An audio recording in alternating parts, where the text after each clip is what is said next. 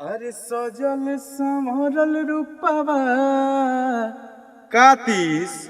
का किया आजकल उदास बैठो रहते रे बोलत उलत नहीं खिसिया का बताई रे यार बड़ी टेंशन आजकल हो गइल ना आजकल ते बोलत उलत नहीं कुछ हमनी से खिसियाइल बड़े का खाली मोबाइले में डूब रहते रे ऐसन बात नहीं छे रे। ना यार पहले कितना बढ़िया हमने घूमत फिरत रहने से यार ते तो बोलते ना कि साफ जहाँ देखता है अकेले कोना में बैठ के मोबाइले चलावत रे खाली तो सुनबे का तो हई देख ना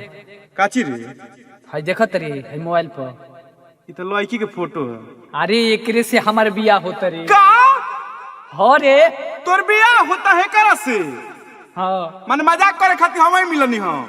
मन मजाक करते नहीं तो भाई करा से तोर मन बियाह होता तोरा ई मजाक लगता रे यार एकर हई आंख देखतनी होने गइल बा मुंह देखतनी एकरा से तोर बियाह होता अब मने तेहू मजा ले लगली जो ना भाग दिमाग खराब मत। ए भाई सुन एगो हम बात बताओ तनी खिसियो मत यार हौ से ही से बताओ तनी बोल घर के लोग के समझा दिया जिद धोले कि बियाह ना करम त ना करम अगर हमरा के ओरिजिनल अपन दोस्त मानत होकबे तो एगो बात कही बोल तनी हमरा माई से बतिया चल ना तो पहले ते कह पीछे से हम बाद में कहे हमहू बतिया बाकी पहले ते जाके समझाओ ते अपना तरीका से ठीक बा डन डन डन चल माई माई रे अका और कुछ ना बाबूजी कुछ ना माई का हरे का चिल्लाता रे सब सुन हम बियाह हुआ ना करेम तो ना करेम बुझली तो सुन हमनी के इज्जत पर तनियो सुआ चल तो मार के तार दे तोड़ देम तोरा बियाह करे के पड़ी चाहते केहू कर बुझली तो ले हई हमरो सु पापा से तमाई रे पापा से Annu recording studio Delhi mix by Sohan Raj होई पसंद नहीं के जिंदगी के हमारा हो जाए बर्बाद एकरा से कबो हम करे नहीं शादी सुन माई रे जिंदगी के हमारा हो जाए बर्बाद एकरा से कबो हम करे नहीं शादी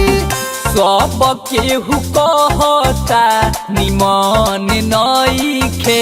तमाई रे पापा से कही दे लइकी होई पसंद नइखे तमाई रे पापा से कही दे लइकी होई पसंद नइखे तमाई रे पापा से कही दे लइकी कोई दिन माई पापा से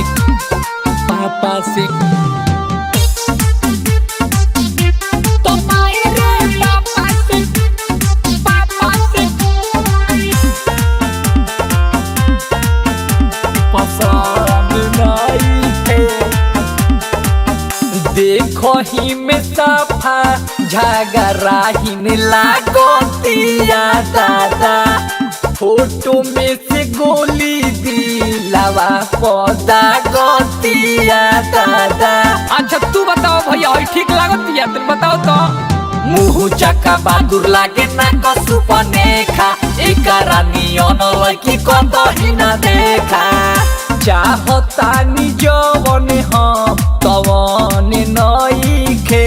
तमाई रे पापा से कही दे लइकी ई पसंद नइखे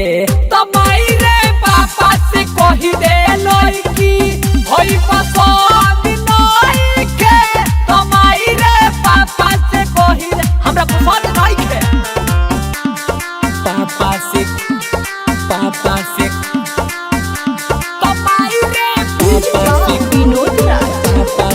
Annu recording studio Delhi mix by Sohan Raj पसंद नइखे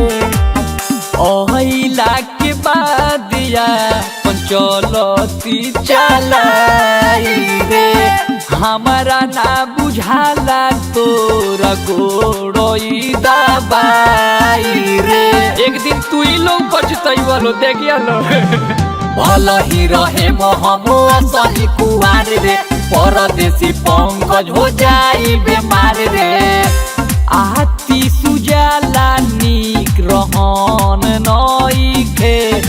माही रे पापा से कही दे लई की हई पसंद नहीं के